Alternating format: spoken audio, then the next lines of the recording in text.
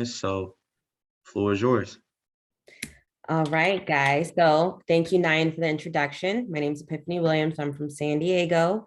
I'm a realtor and I want to say a serial entrepreneur because I've opened a couple of businesses and I've sold a couple of businesses, but I didn't always start out that way. My background was initially in sales. I started working at Wells Fargo and then I went to Sprint. I worked there for 5 years and that's where I was able to really dive in and become finance savvy, I guess you would say. Wells Fargo helped because I was able to see, people with $1 million in their bank account.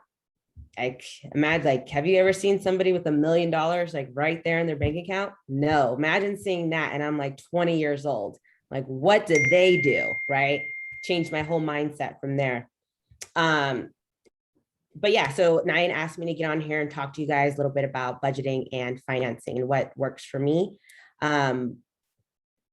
It's very uncomfortable to have a conversation about budgeting and finance. No one wants to talk about it. It's not a fun subject. It's not sports. It's not, I don't know what's fun to talk about. For me, real estate's fun to talk about, but it's uncomfortable, right? And you kind of have to be honest with yourself if you want to be successful with budgeting and financing. So the number one thing, I guess, would be, where do you start? How do I start? How do I make room for an emergency fund if I only have $2,000 a month, right? Or if I have less than that a month?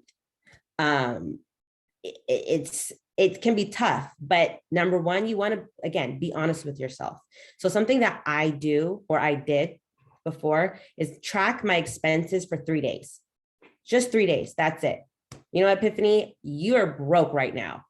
You need to change your mindset. You need to figure out what's going on. Where's your money? You make this amount of money. Where's it going? So 3 days. That's it. Simple, easy. Anybody can do that. And when I'm tracking that, I'm not only tracking where I'm spending my money, I'm also tracking where am I spending my time? Because at the end of the day, time is money. Right? Where am I shopping? What am I watching? What am I listening to? Right? You're just noticing all of these things. You're coming home from work or school and you're watching Netflix only, and then you only use HBO Max every 3 or 6 months because Insecure's on or something. Like, why do you still have that HBO Max subscription? So just pay attention to that. What are you doing? Everything. So now that you've tracked your 3 days of spending, go back and print out 1 month of your bank statement, right? So what I've noticed is when you are tracking, you tend to not be as honest with yourself. You're going to be like, oh no, I'm not going to get that Starbucks today. Oh no, I'm not going to buy that shirt today because I'm tracking right now. You don't even realize that you're not being honest with yourself. So you're thinking, oh, look, I saved, I don't spend that much money after 3 days. I'm good. I do great. And actually, you print out your bank statement, you're like, wait a minute. Maybe I wasn't being honest with myself, right? And that's when you pull out a highlighter. And this is where it gets ugly. And you're going to highlight your wants versus your needs. You need the bus pass, but did you need the combo meal, right? You need that book for school, but did you need to, buy that? I don't even know. CD. I don't know. Like, did you need to? You probably didn't need to. So you're just going to get real ugly with yourself, right? Wants versus needs. Now we're changing our mindset a little bit too. So when I talked about earlier, your 3 days where you're spending your time.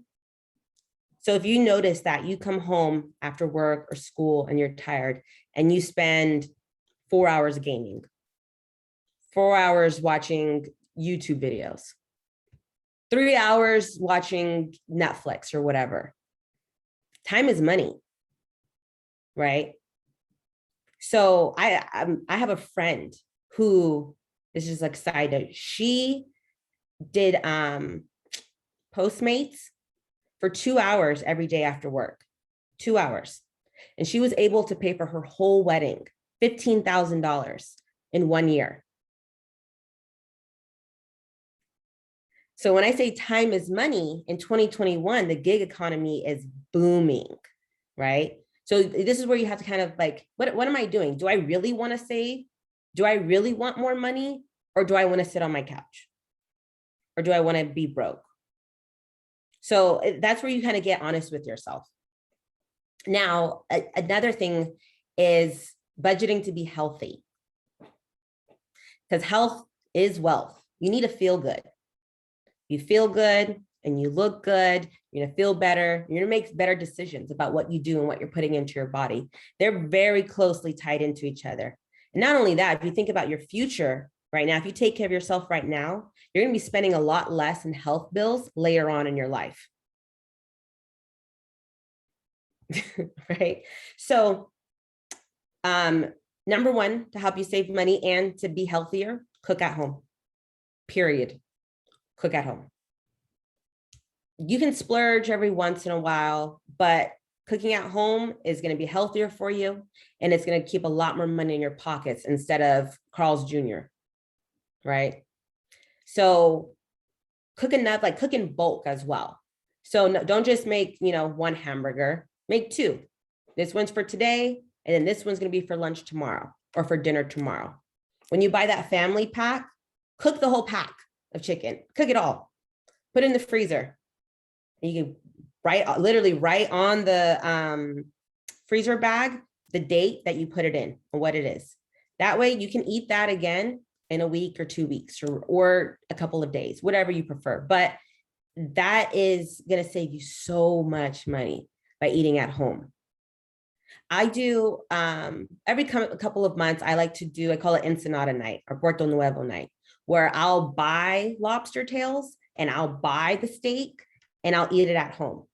And it'll be for a family of 3. The entire meal costs like $40. If you went to a restaurant and got steak and lobster alone, that's going to cost you at least for one person, $80, $60 just for one meal. So when you really dive into it and you're grocery shopping, you kind of get more aware of what you're really paying for. And working out, right? You can't just eat well. You want to feel good. You want to get those endorphins going.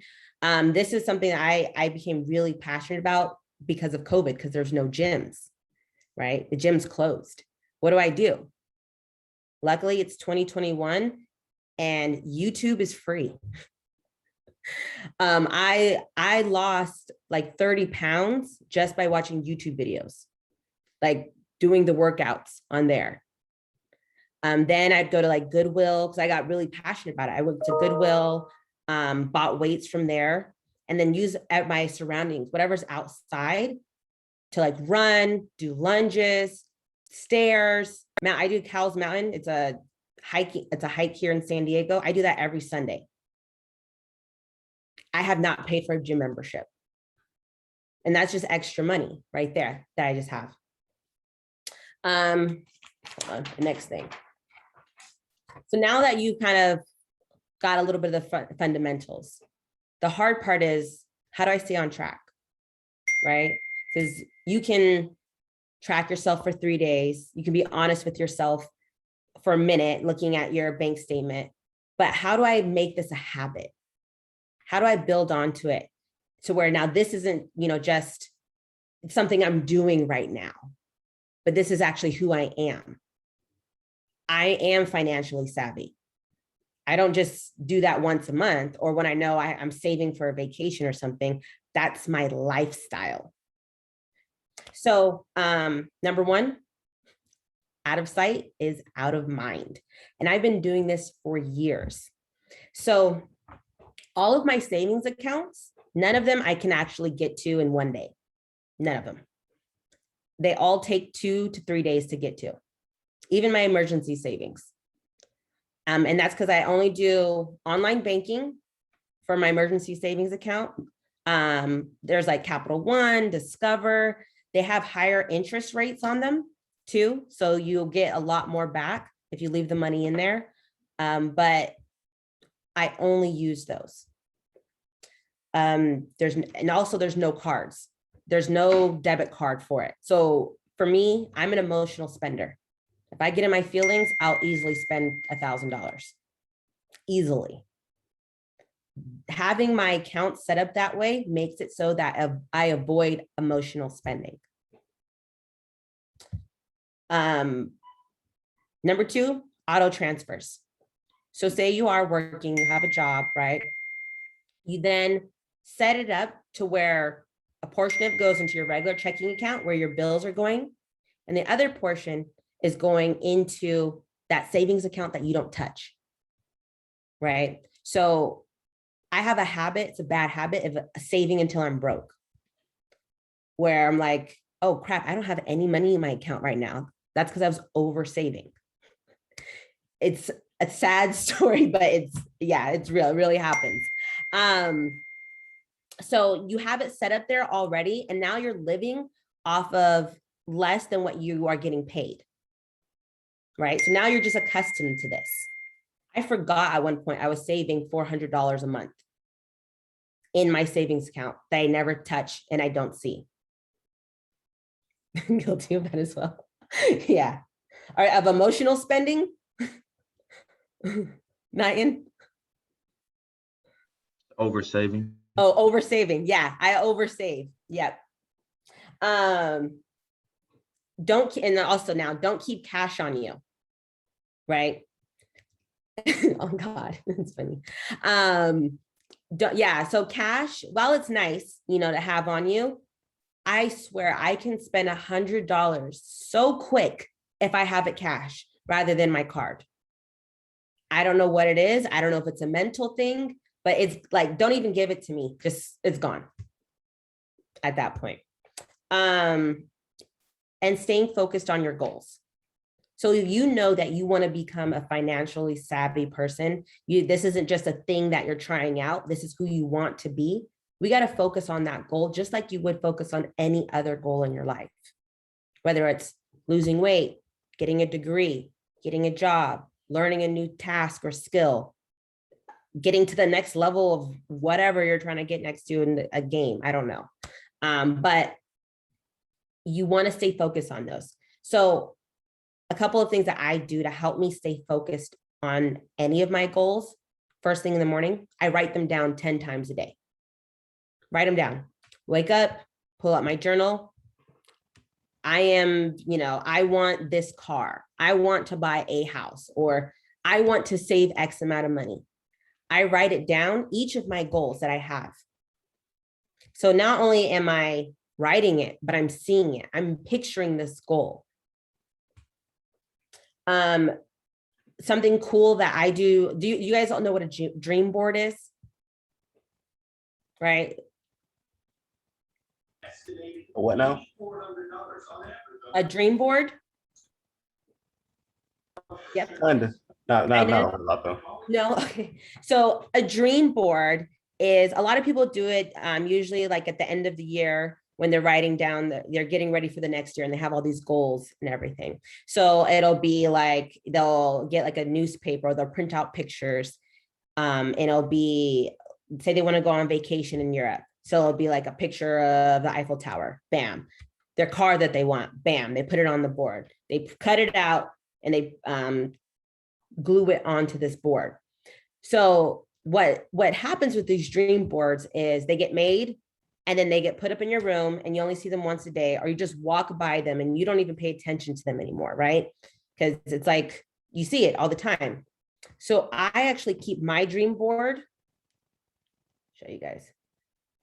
I have too many notifications, but my dream board's on my background of my phone.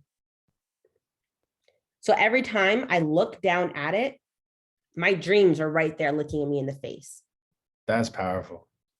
I'm gonna take that idea. Take that. Yeah, you can use an app like Pick Stitch or something like that. You literally put 6 or 4 things. Now you have it with you all the time. So you can't just ask me, what are my goals? They're right here. I always know them. Also, you want to deep dive into it, completely immerse yourself in this lifestyle. So what you listen to, who you surround yourself with, those are all very important. If you're hanging out with a bunch of people who are very frivolous with their money, guess what? You probably will be too. A rule that I live by is I never want to be the smartest person in the room. I joined my brokerage because when I walked in there, I felt like an idiot. And I was like, oh, I need to be here for sure. I need to be here. I need to level up. In your car, when you're driving, instead of listening to music, try a podcast, try a book. 2 books that I highly, highly recommend are Rich Dad, Poor Dad. If you haven't read that yet, you need to read it now, like start tonight, download it right now. And Atomic Habits by James Clear. Yes, I love that book. Atomic Habits literally changed my life. So if there's anything that you want to really get good at or be successful at, or you want to change your lifestyle, read that book because it'll help you achieve any goal that you have. All right, now let's get back to savings, right? So we talked about this emergency fund. We talked about being healthy, talked about how to discipline yourself. But now let's go to savings. How many savings accounts should you have? Right? Some people say like, oh, you need a savings account for this, for your car that you want. You want a savings account for your house. You want a savings account for your investments. You want to save all these different accounts. Me personally, and now I'm not a financial advisor, but these are things that work for me. I don't like having a lot of money sitting in the bank because I want my money to work for me. I use my money to make more money.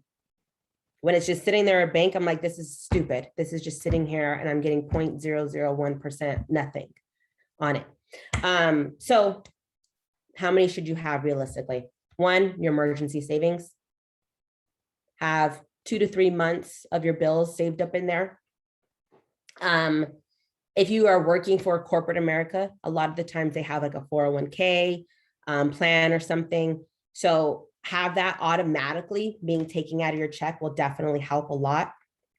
And on that note, if you are working for corporate America, you want to ask them, do they do a 401k match? Right. So a lot of places, when I was at Sprint, they did a 6% match. So whatever I put in there, they matched by 6%. It's free money. Why not? Put it in there. And I always max it out. So if their max is 3, I'm going at 3, like minimum. My minimum is what they're matching. Now for me, if I'm a 1099, so I have to put money aside for taxes. So I have an account for that, for taxes. If you aren't 1099, you don't really need it because your job will pay those taxes. They come out of your check already. And number 4 is something fun that you're working towards. So whether that be a car, a house, a vacation, just something fun that you're just saving up for. And that's kind of like your reward. So you saved up X amount of dollars. This is your reward right here. You don't want to just save all this money for nothing. There should be something that you reward yourself, or else you're just sitting there and going to be rich and miserable. You're going to be like, you guys might be too young for this, but there was this character, he was a duck. He was like the rich Uncle Duck. Yeah. And he just like had all this money and pinched pennies, but he was like a complete jerk. You don't want to be that guy. You want to have some fun. Now this one's for you guys. So I kind of had to put my young Epiphany hat on and say, what do I wish that someone told me about saving for after college or getting into the real world? What does that look like? So right now, you guys are actually having the conversation, which I wasn't having this conversation until years later, right? So I wish I would have started younger. If you ask anybody who's successful, who's financially savvy, what's one thing they regret? They would say that I didn't start sooner. Every one of them. So starting now is great. build upon the habits that you've already have, right? So if you get a raise for your job, but you've been living off of the income of the not raise or before the raise, I don't know, right? Continue to live off of that income and use that 2% or 3% raise that they give you into some type of investment. So if you're, if you want to save and you're saving for a house, put that away for your house. Put it into stocks, put it into crypto. But you've been living so far without that, so you don't actually need that money. Put that money somewhere else where it can make more money for you. A couple of things too. Obviously, I'm a real estate agent, and I believe in the power of real estate, right? Real estate and stocks are the only investments that have historically beat inflation. Even today, with inflation crazy right now, real estate right now is beating inflation. So try to start saving or investing into those as soon as you can. Even if you're not sure how to do it, who to talk to, I'm telling you, YouTube is a great resource that I wish that I had. I learned how to put a cabinet together today on YouTube. Like, you can learn anything off of YouTube at this point. And just start sooner. People who get out of college and they're like, oh, I want to buy a house, which I hear all the time. I want to buy a house. Okay, well, you're 23, 24 years old. You don't have enough money for a house, but let's get you a condo. No, I'm just going to rent for a while until I can afford the house that I want. So you're going to throw your money away every single month until you can get what you want. This is a stupid idea. Like, stupid. I bought my first condo when I was 22 years old. It was a 1-bedroom, 1-bath. I had it for 4 years. Within those 4 years, I made $65,000 in equity. So then I could use that $65,000 to buy something bigger or to invest it into one of my businesses. So you get into it when you can. You don't get into it when, the market, I'm just going to wait for the market to crash. There's been people waiting for the market to crash for 5 years. But if you can afford today, you can afford in 5 years, or you can afford it right now, today, like buy now. Also, there's things like house hacking. Have you guys heard about house hacking? Right. This is an awesome tool where you can buy like a duplex or a triplex, or even just buy a 2-bedroom and rent out that other space to somebody else to help offset the cost of your mortgage. This is amazing. That was my initial plan when I bought my place, but I was like, I just kind of want my cool little bachelorette pad and be by myself. If I would have got the 2-bedroom, that would have been awesome, but I was very happy with my bachelorette pad too. All right. I think that's all that I had for you guys. I'm a little early. That's all right. Well, thank you. And it's greatly appreciated. I learned a lot. One of the biggest takeaways that I got from it was actually when you spoke on buying the condo, because that's actually a question I actually had. So you're saying it would be actually better to buy a condo versus rent until you save up enough for a house? Yes, because you get in when you can. If you can afford to buy a condo, you buy it. Even if it's in a crappy neighborhood, you buy it. Because when you sell it, you're going to make money. If you were renting, so not only are you throwing your money away, right? You're paying somebody else's mortgage off. You're going to be able to save a little bit to try to buy that same condo, because that little bit is not going to get you to the house. Unless you're like really, really saving, unless you're making a lot of money and it makes sense. But for somebody right out of college, they're not usually getting out of college making a bunch, they're not making 6 figures out of college. Right. Usually they're not. So right now, like even to buy a house in San Diego in a crappy area is like $600,000. And that's like, yeah, like not a good area. So you just buy when you can.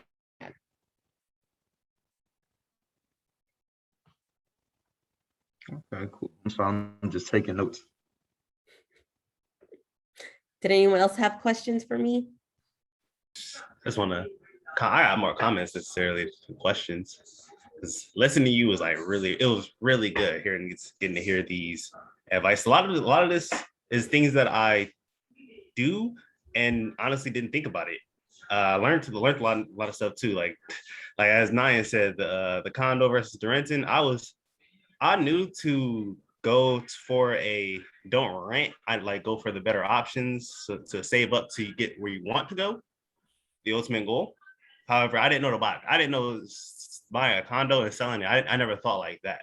I didn't think long term. I thought like, okay, I'm spending less here for now. I can save up till I get to where I eventually want to get to this home that I really want to move into. Type that was my mindset. I also got that was the same mindset situation with the cars, but less so. I was fully willing to drive buckets and stuff, but till I get to a nice car I want to get to. But oh yeah, like the dream board. Me personally, I didn't hear about it. I know what it was, and like you hear how you put your dream board on your phone, so you every time you look at your phone, this is my goal right here, right in your face. Like this is what we're working to. I ain't never done that. To be honest, when you said dream board, and I started thinking about what are my goals, and now I have to consider more. What do I want to do? Where is a certain goal I want to get to? Because I always think about my end goal, but I don't think about the steps to get there. Like, well, I know how I want my life to turn out to, but what are the steps in between? What's my next goal? I don't think I never really thought like that. Well, long term enough. Like I thought about it, but I never put it down in concrete, like saying this is what I want to do. When you get a picture on a dream board, this is you saying this is what I want to do. It's visible. I believe in manifestation, so speaking into existence. So. Yep, speaking into existence, seeing it, writing it, using all of your senses to really submerge yourself into your goals, what you want to achieve. That's how you're going to get there. Yeah, it was just all around really good to talk about. It was really good hearing from you. Thank you for speaking. Nice. You're welcome. Yeah. Oh, go ahead. Tim. Go ahead. You can talk. So my question was, I had a few questions. You were talking about earlier about, Capital One as a trusted bank account, or yeah, what was the other one? I don't Discover. Oh, Discover. Yeah. So what you can do, and it changes all the time. I have Discover because at the time when I was looking to get a savings account, an online one, they had a high interest rate and they gave you a bonus. So if you put in $10,000 into it, they gave you an additional $300 bonus. So I was like, let me get my bonus. So, but you can actually just Google it. Best online banking, online savings accounts, and compare their interest rates and see which one works for you. What do you think about online savings accounts and compared to like stock market? So I use online savings accounts just for my emergency fund. Oh, okay. So you can get access. That's just my emergency fund. That's my 2 to 3 months. I keep a lot of money in the market, and I do have like crypto and stuff. That's where I keep a lot of money, and then other investments, businesses, and things like that. Okay. So I also I really love the fact that you talked about, instead of renting out, you should go buy the condo. Sorry. Stop. Sorry. My alarm. What do you think about loans exactly? If let's say right now I want to go out and just get a condo right now, get a loan. Want a condo for my family though, to everybody live in here and get a loan. I always had the thinking to get a loan with the retailer itself, or just go to my own bank and ask for the loan. So if you can afford, like if they pre-approved you for a mortgage right now today, awesome. Find the place, get the property. That's what I'm saying. Now, when it comes to like going to like a Wells Fargo or a Bank of America, even like a credit union, don't use them. One, I would find a realtor that you trust, and they usually have lending partners that they work with, right? And they trust, and like they have a relationship with these people. So like I look at, I work weekends, like tomorrow's my Monday, and I have 6 showings and I might be writing a couple of offers, right? So I need a lender who I can text on a Sunday at 12 o'clock who will get back to me. Whereas if you went to like Wells Fargo, they're not working Sunday. They're not going to get back to me. They're going to get back to me in their business hours. And especially when you're buying a condo, this is important because condos have HOAs. That's the homeowners association, and those fees vary. So you need to, this is my realtor hat totally going on right now, but I can't write an offer until I know like what the loan's going to look like with the HO fee attached to it. Because say they were pre-approved for 500,000 and we're looking at a condo for 490 that has a $300 HOA, they don't qualify for that condo. Why? It's like $700 or less. No, Offer? it's no. I'm just saying like, so they say we find that they're pre-approved for 500, right? And we find a condo that's on the market for 480, but it has a HOA of 300. So that's $300 extra that they'd be paying a month with this HOA. Oh. They are no longer then qualified for the condo because it's going to be more than their loan with that HOA. 36,000 to the house cost. Yes, exactly. So then I don't like to do the math like that. So I can just text the lender and I'll say, hey, what's the max offer I can do with this HOA? And they'll tell me, I'm like, okay, cool. Then I can write up the offer. Well, I see now. That's a lot of process for that proposal, or right? That offer. Yeah. Well, yeah, that's very interesting, Tiffany. I saw your webpage, and you have a lot of listings of houses, and you bought all of those or flipped houses, or how does that work? Are you talking about like my Instagram? Oh no, I actually see your webpage. Yeah. Oh, my webpage. Oh, so those are just like listings with my company and stuff, like houses that I'm selling. Or yeah, pretty much houses that I'm selling. That's awesome. You said you're an Yeah. entrepreneur too. What business did you? So I have a barbershop. Oh, that's with- awesome. Yeah, with my fiance, we have a barbershop together, and then we had a pizza shop prior to that. So like when I tell you like I use my money to invest in other things. So after I sold my condo, I opened the barbershop and the pizza shop with those funds. What? You see, because then I was still working for like corporate. That's pretty awesome. So you're getting passive income already, or not passive income, but I have my money out there right now. Like, and if I That's wanted awesome. to liquidate all my assets and sell like the barbershop, there you go. I just made some money off of it. wow, it's pretty awesome. Not gonna lie. Thank you, Epiphany, for sharing your experiences and your wisdom for sure, because I think something that I often see as a young professional working in higher education, students see either a status or a certain perceived status, and it's like, oh, you already made it. And it's important for us to have these real conversations. We're like, no, this is how I made it happen, right? These are the steps I took, and this is kind of where I grew, and this is maybe where I didn't go so effective. This is where I was effective with my money, and those are powerful because often I see our students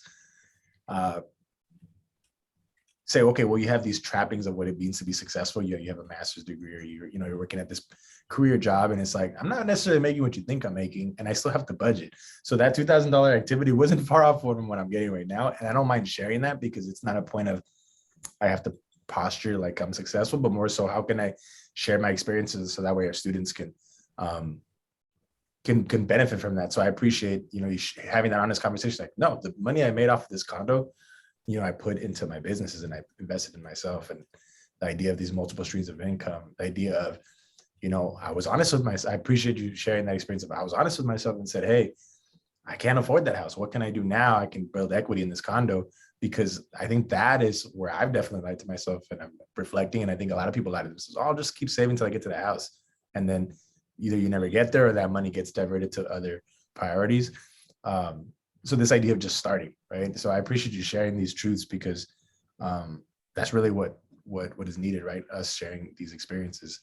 And I tell my students all the time, like, I don't think I'm making the money that you think I'm making. And I'm okay with that, because I'm working to move in the direction that I want to be. But me, myself, 28, I still have, student loans. I have about 30 something student loans, and I'm working that off. And I was just having a conversation with a student about how, like, that was quote unquote good debt, but like, I kind of have to make decisions and move my budget in the right direction, so that way I'm moving in that direction of home ownership, right? So thank you so much. I did have 2 questions, just because there's something that I've heard about for a couple of years now, but I just wasn't. I'm curious what you think in your perspective, in your experience. One of them is Fundrise. So like, I can't necessarily invest on my own property, but there's these applications like Fundrise, I believe it's called, where you pull your money together with other people and get equity in the house. I was always hesitant to that, just because there's, too many people in one room and too many people on one thing. So really, what's the benefit of that? When, you're splitting the risk, but you're also splitting the payout. So I don't know if that was worth it. I'm curious what you think about that. And then also companies and that kind of do that, like, shared equity. I know there's one that I've been looking into that the CSU has, that they've talked to us as employees. That's called Landed, where they kind of finance a part of the equity, and then you can sell after like 5-6 years, and then they take a certain percentage and you take a certain percentage. What are your thoughts on that? Because as someone who's 28, is renting, does not have any kind of property, and would say just liability is my car, I'm definitely trying to reassess where I'm at. Yeah. So the first one with Fundrise, I've read about it a little bit. I'm nervous about it. I don't like the thought, only because I just, in my business world, like, I've had, like, the pizza shop, we had a couple different owners, right? And we're all still friends and everything, luckily, but there was too many chefs in the kitchen. And that's just how my mindset is. I would definitely, like, if I had a close friend or a family member and we were going to go in on a property together, and then we had an attorney write out the contract that we both know and trust, so that we are both, we understand everything. I would definitely do that, but I'm not doing it with more than 2 people. No, just, I'm scared. I'm just scared. That's true. I appreciate you sharing. Yeah, no, I'm scared. And the second one was with your company. Oh, I would like, you said with the school, they have something like that where you can invest into it, and then like shares, is it kind of like stock shares, or? Not necessarily stock. So the idea that it was explained to me, because I had a workshop with them, and I share this with the students because you all can check this out. I believe Landed is not exclusive to CSU. It's just basically a company, and there's different companies that basically work to get you in a home. So like, let's say I go and get like a $400,000 house, but I can't afford $400,000 house. So I can only pay for half of it or 30% of that. They'll pay the difference and they'll own that difference. But when we sell, they'll take basically their equity, and then I'll take my equity, and basically I get to live in the house while building up towards something, even when I can't afford it altogether. So it's kind of that idea of just starting. Yeah. So I can't really give you like a yes or no, because there'd be too many moving parts with this. So like, is there an interest attached to that? What is that interest rate? When it comes to making money, I'm more of like a sole investor type of thing. If I can't do by myself, then I figure out a way I can do it by myself. Because it's anybody who's like investing in me, I'm like, what are you getting out of this? That's my mindset. Because they're business people. Businesses are made to make business. Mhm. Like that's what there's to do. They're not here to really like, oh, I just want to help people. Like, no, they want to make money. Unless they're doing it for like a tax write-off, that's different. But businesses are here to make money. Yeah, there's always a catch, and you'd probably want to talk to somebody who's more savvy in it, maybe somebody who doesn't work for the company. Go on YouTube and hear other people's opinions about it, listen to podcasts about it, do some reading about it, and check your resources. But if somebody said, hey, Epiphany, I will give you half of what you need to buy this property, and I don't need anything in return, just when you guys sell it, I just want a percent of my equity. I'd like, what? Like, this is weird. What do you get from this? Why don't you just buy it yourself then? Yeah. Yeah, and my thing, I was hesitant towards it because it's that principle in budgeting of like, if you can't afford 5 of them, you can't afford one of them. So it's like, if I can't pay for the full amount, why would I take on? But I guess they take part of the risk, but I have to look more into it. But I appreciate you sharing your perspective. Yeah, it's when it comes to real estate, there's not a huge risk unless like I don't know if you know what happened with Zillow recently. No, a little bit. Yes, no, kind of. So Zillow, and me being a realtor, I seen it happening before it happened, before they announced it. So Zillow was buying up properties from people way above the value. So say Zillow said, I want to sell my house. Zillow will come in here and be like, okay, you know what? Your house is worth $575,000. We're going to give you $575,000, but you have to use our title insurance, our escrow company. You have to, everything, all the fees that you pay have to go to us. And then that's it. And then we'll sell it for you. We'll take it off your hands. Okay, bam. Here you go. $70,000 in fees. Bam. There you go. So now I walked away with, instead of 575, I walked away with 435, or yeah, or whatever, $70,000 less. Now Zillow turns around and tries to flip the home, but the comps in the area are not 575. The comps in the area are 500. And so Zillow did this so many times now to where they were trying to buy up whole like areas of houses. Okay. But the houses weren't selling. They were sitting because they were above value. They were too expensive. So now Zillow has all these houses that they can't sell, that people won't buy because they're too expensive. And now Zillow had to lay off 25% of their employees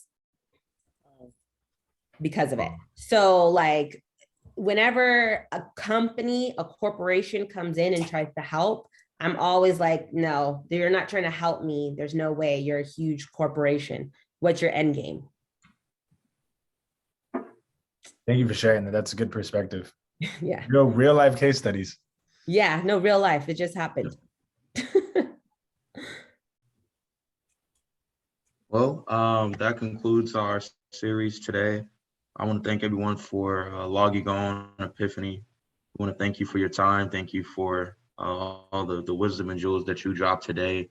I definitely learned a lot, and I wish everybody the best of luck on their financial journey. Yep. If you guys ever want to reach out to me, you can use my social media. I'm at Epiphany__ Christine on Instagram. I do a lot of videos on real estate and like building habits. I put out a ton of content, a ton of content, and it's free. So if you want to reach out, if you have any questions, feel free to hit me on there. I'll write your Instagram in the chat.